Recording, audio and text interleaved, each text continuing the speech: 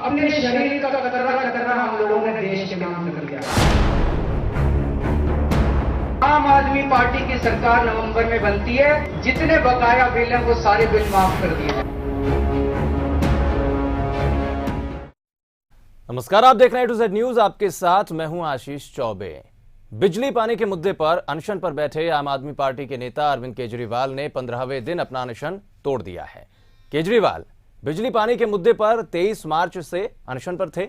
अनशन तोड़ने से पहले केजरीवाल ने पूरा सियासी भाषण दिया। केजरीवाल ने बीजेपी और कांग्रेस पर जमकर हमला किया। केजरीवाल ने कहा कि दोनों ही पार्टियां एक जैसी हैं और इन दोनों पार्टियों से जनता अब ऊब चुकी है और आने वाले वक्त में जो चुनाव होंगे उसमें जनता दोनों पार्टियों का सफाया कर देगी। एक बार फिर से केजरीवाल ने दोहराया कि आगामी दिल्ली विधानसभा का चुनाव बिजली पानी के मुद्दे पर लड़ा जाएगा। केजरीवाल ने अनशन खत्म करने से पहले जनता और अपने समर्थकों को कई दिवा स्वप्न भी दिखाए। आम आदमी पार्टी की सरकार बनने पर बिजली पानी के सभी बिल माफ कर दिए जाएंगे। तो इसी पर पेश हमारी खास पेशकश, आप आई तो सब माफ। शरीर का कतरा हम लोगों ने देश के नाम कर दिया। आम आदमी पार्टी की सरकार नवंबर में बनती है, जितने बकाया बिल हैं वो सारे बिल माफ कर दिए। तो आम आदमी पार्टी के नेता अरविंद केजरीवाल ने अपना अनशन तोड़ दिया है। बिजली पानी के मुद्दे पर वो 23 मार्च से अनशन पर थे। अनशन के अंतिम दिन केजरीवाल ने चुनावी दांव भी खेला। केजरीवाल ने अपने समर्थकों को संबोधित करते हुए कहा कि अगर उनकी पार्टी की सरकार बनती है तो वो नवंबर महीने तक के बिजली और पानी के बिल माफ कर देंगे। ये लड़ाई इस देश के सारे लोगों की लड़ाई है और अगर इस देश के सारे लोग इकट्ठे हो गए तो हमें तो पूरा यकीन है कि देश की राजनीति जरूर बदलेगी। जाग गया भाई, जाग गया। भारत माता की। बिजली और पानी के बढ़े हुए बिल के खिलाफ अनिश्चितकालीन अनशन करने वाले आम आदमी पार्टी के नेता अरविंद केजरीवाल ने अपना अनशन खत्म कर दिया। लगातार 15 दिनों के विरोध के बाद केजरीवाल ने एक बच्ची के हाथों जूस पीकर अपना उपवास तोड़ दिया। अपने आप को मिले समर्थन पर केजरीवाल ने लोगों का शुक्रिया अदा किया। आप लोगों ने इतनी बड़ी मुहिम को साकार किया, एक बार फिर से आप लोगों को बहुत बहुत बधाई। अनशन खत्म करने से पहले केजरीवाल ने कहा कि इस उपवास से सबसे बड़ी उपलब्धि ये हासिल हुई कि आने वाले दिल्ली विधानसभा का चुनाव बिजली और पानी के मुद्दे पर लड़ा जाएगा। केजरीवाल ने लोगों से कई चुनावी वादे किए। उन्होंने कहा कि अगर नवंबर 2013 के चुनाव में सत्ता में आए तो नवंबर तक लोगों का पानी और बिजली का बिल माफ कर देंगे। मैंने कई लोगों के पानी के बिल देखे हैं, अनाप शनाप पानी का बिल है, कोई मीटर रीडिंग नहीं है, मीटर है ही नहीं उनके घर में, ना कोई मीटर रीडिंग, और 50,000 का पानी का बिल भेज दिया, 40,000 का पानी का बिल भेज दिया। तो दूसरी चीज ये करेंगे साथियों कि अमीर लोगों को छोड़ के बाकी सब लोगों के, अगर आम आदमी पार्टी की सरकार नवंबर में बनती है, बाकी सब लोगों के नवंबर तक के जितने बकाया बिल हैं वो सारे बिल माफ कर दिए। इसके अलावा केजरीवाल ने कहा कि अब इस देश की राजनीति अनिल अंबानी और बिजली कंपनियों से नहीं चलेगी। झुग्गी वालों को भी ये बात समझ में आ गई कि बीजेपी और कांग्रेस दोनों मिली हुई हैं। बिजली कंपनियों का साथ देने वालों को अब सत्ता छोड़नी होगी। आपको बीजेपी, कांग्रेस और आम आदमी पार्टी के बीच में फर्क नहीं दिखाई देता?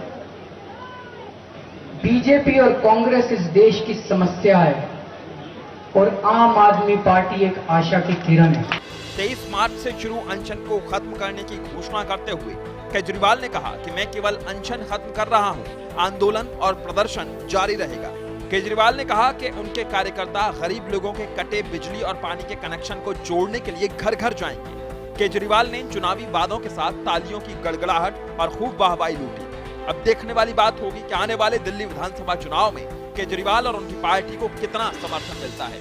15 दिन तक चले इस उपवास से आखिर हासिल क्या हुआ, इसको लेकर के जुदा राय हो सकती है, लेकिन इतना तय है कि जिस देश में आम आदमी से जुड़े मुद्दे को राजनीतिक पार्टियों द्वारा बैतौर टोकन इस्तेमाल किया जाता हो, वह अरविंद केजरीवाल ने 15 दिन तक उपवास रखकर राजनीति की एक नई दिशा की ओर संकेत जरूर दिया है। और इसमें भी कोई दो राय नहीं कि आने वाले विधानसभा चुनाव में बिजली और पानी के मसले पर भी शीला दीक्षित को एक बड़ी चुनौती का सामना करना होगा। सुंदर नगरी से कैमरा सहयोगी प्रदीप के साथ अरविंद सिंह, इंडिया न्यूज के लिए। और हमारे साथ हमारे सहयोगी अरविंद सिंह बातचीत के लिए जुड़ गए। अरविंद, 15वें दिन अनशन खत्म कर दिया। लगातार आपने भी देखा, हम सब देखते रहे, अरविंद केजरीवाल की हालत भी बीच बीच में नाजुक होती रही। लगातार मेडिकल बुलेटिन उनका जब जारी होता था, डॉक्टर्स बता रहे थे कि किस तरीके से डायबिटिक पेशेंट है, इस वजह से उन्हें परेशानी हो रही। लेकिन आखिरकार जो मांगे उठाने चाहते थे अपने अनशन के दौरान, वो उठाई भी, असर भी हुआ, तमाम लाख लोगों का उनको समर्थन भी हासिल हुआ। पूरे सिनेरियो की अगर बात करें तो पहली प्रतिक्रिया आपकी क्या कुछ है इस पूरे अनशन को लेकर? देखिए आशीष, अरविंद केजरीवाल का तरीका कितना सही है या गलत है, या वो किस दिशा में आगे बढ़ रहे हैं, इसको लेकर के आप दो राय हो सकते हैं। लेकिन किसी भी सूरत में आप अरविंद केजरीवाल के जज्बे को खारिज नहीं कर सकते। और इतना तय है कि अरविंद केजरीवाल ने एक नई लकीर खींची है। अगर आप बात करें इस देश के राजनीतिक दलों की, आम आदमी की बात हो, आम आदमी से जुड़े मुद्दों की बात हो, वो बैतौर टोकन इस्तेमाल करते हैं। देश भर की बात ही छोड़ दीजिए, आप दिल्ली की अगर आप बात करें, यहां पर विजय गोयल बिजली के बढ़े हुए दरों के खिलाफ डीआरसी के ऑफिस पहुंचते हैं जी। वो सीढ़ियां से लेकर के अंदर एंट्री करते हैं और वहां पर वो ड्रामा करते हैं। ड्रामा ही कहूंगा क्योंकि वो एक सिक्योरिटी गार्ड से गले मिलकर के रोते हैं, भावुक हो जाते हैं, और उसके कुछ देर बाद वो वहां से निकल जाते हैं। दूसरे राजनीतिक दल 2 घंटे जंतर मंतर पर बैठते हैं और उसके बाद वो निकल जाते हैं।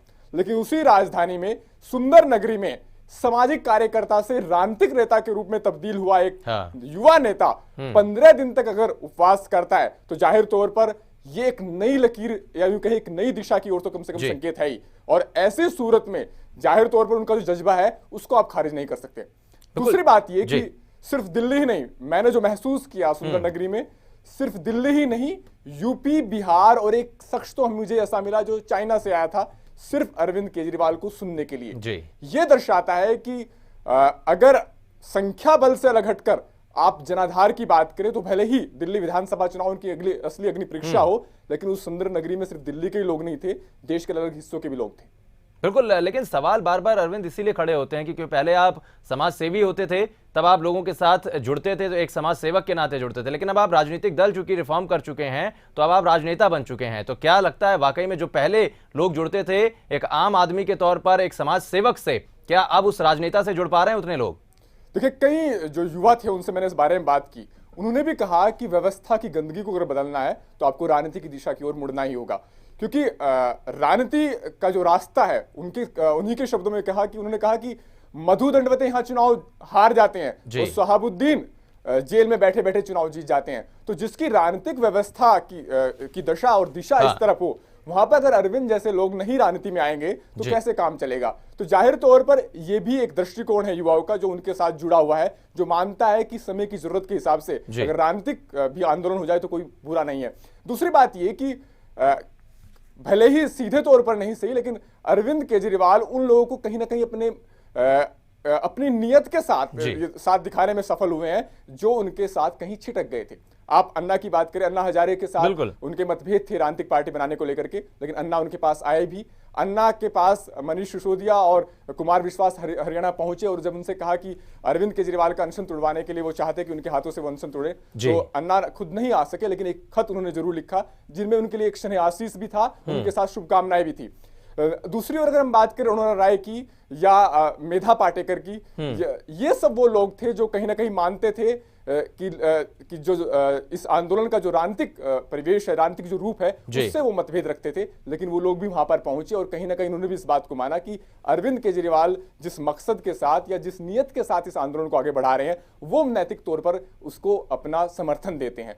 तो ये जो अरविंद की ये एक ताकत है जो उनके व्यक्तित्व को दूसरे जो राजनेताओं की भीड़ से एक अलग बनाती है और एक नई लकीर भी खींचती है। चलिए अरविंद, लगातार बातचीत आपसे करेंगे। तो अन्ना के अर्जुन कहे जाते थे जिनका एक मछली की आंख पर सीधा निशाना था, यानी कि जो करप्शन है वो अगर मछली की आंख है तो उस पर सीधा निशाना था अरविंद केजरीवाल का भी। उस वक्त जब अन्ना आंदोलन पर उतरे, आंदोलन के लिए अनशन अन्ना ने किया, लेकिन उसके बाद राहें अलग हो गई। मकसद भले एक रहा होगा, लेकिन अब चूंकि मकसद अलग नहीं है, राहें मगर अलग अलग हैं, इसलिए तमाम सवाल भी खड़े हुए दोनों लोगों पर कि आप अलग क्यों हो गए जब आपका मकसद एक था, ऐसे क्यों विभक्त हो गए। तमाम और भी सवाल हैं अरविंद, आपसे बातचीत करेंगे, लेकिन एक छोटा सा ब्रेक यहां पर लेते हैं, जल्द लौटते हैं।